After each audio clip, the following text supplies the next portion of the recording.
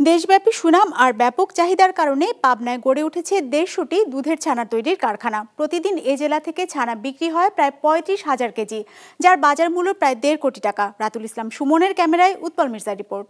২৫০টিরও বেশি design option নিয়ে Walton smart fridge, বোঝে আপনার প্রয়োজন। পাবনার ঘি আর মিষ্টির সুনাম সারা দেশ জুড়ে। সুস্বাদু এ দুই খাদ্য তৈরির অপরিহার্য উপাদানই হচ্ছে দুধের ছানা। ভালো মিষ্টি আর ঘি তৈরির পূর্ব শর্তই হচ্ছে খাঁটি দুধের ছানা। দেশের অন্যতম দুগ্ধ প্রধান জেলা পাবনায় দুধের সহজলভ্যতার কারণে গড়ে উঠেছে একের পর এক ছানার কারখানা। অনেকেই বংশ পরম্পরায় করে যাচ্ছে দুধের ছানার ব্যবসা।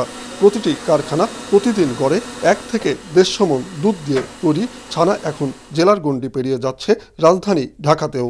বাবা হয়তো এই ব্যবসা বাদ দেওয়ার পর ১৪-১৫ বছর ধরে ব্যবসা আমরা করতেছি। প্রায় প্রতিদিন ৭০-৮০ মণ ১০০ মণ মানে মিষ্টির চাহিদা মোতাবেক আমরা ছানা কাটি।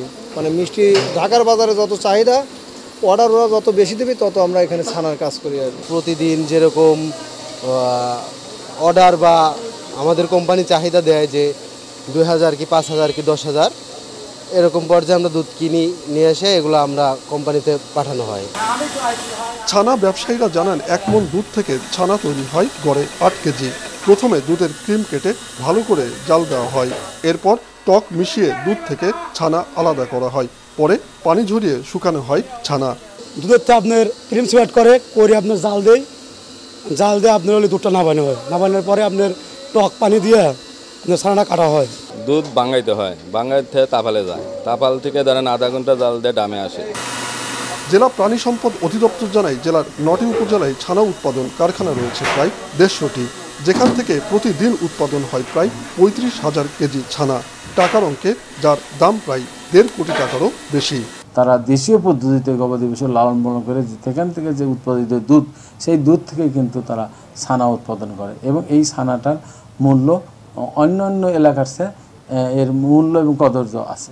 তবে এখানকার তৈরি খাঁটি দুধের ছানার দেশীয় ও আন্তর্জাতিক বাজার সম্প্রসারণ করা গেলে এ শিল্পেরও বাণিজ্যিক সম্ভাবনার দ্বার উন্মোচিত হবে বলে মনে করেন উদ্যোক্তারা।